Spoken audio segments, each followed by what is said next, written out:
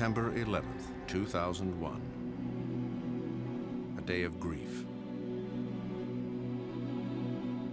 A day of courage. This is how that day unfolded. My daughter called me. She said, a plane just flew into the World Trade Center. I said, nah, you gotta be kidding.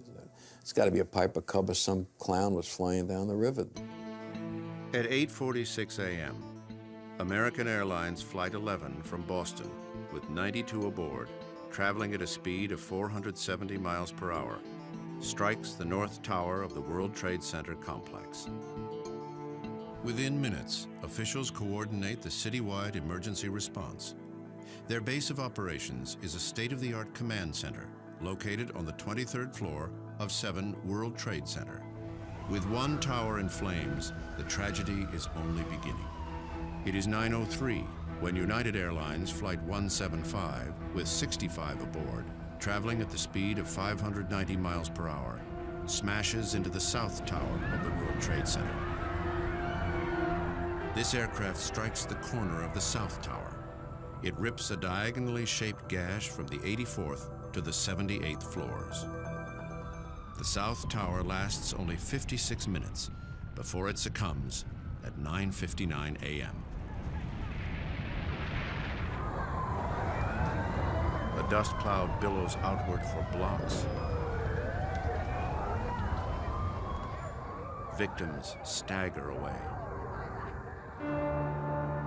At 10:28, the television mast atop the North Tower spears straight down.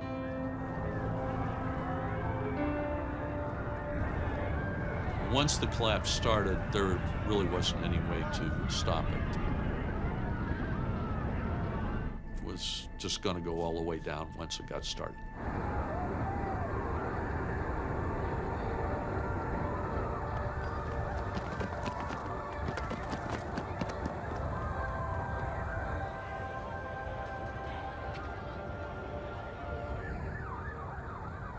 Chaos in New York City. Power is down in Lower Manhattan. Phone lines jammed with more than 230 million calls. Hundreds of firefighters trapped in the towers. Hundreds more race to the scene. Falling debris from the collapse of the North and South Towers ignites fires in the neighboring buildings of the World Trade Center. World Trade 4, 5, and 6 are ablaze. World Trade 7, the building housing the city's command center, burns unchecked for 7 hours. At 5:20, it collapses.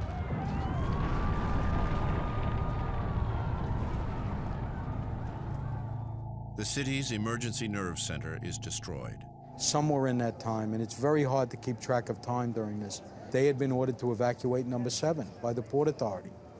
To this day, we don't know who gave that order, but whoever it was saved a lot of people's lives.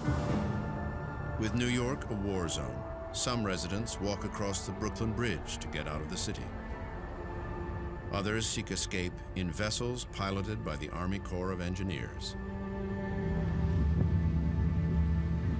At 7:45 p.m., the New York Police Department says 78 officers are missing and estimates that 200 firefighters are dead.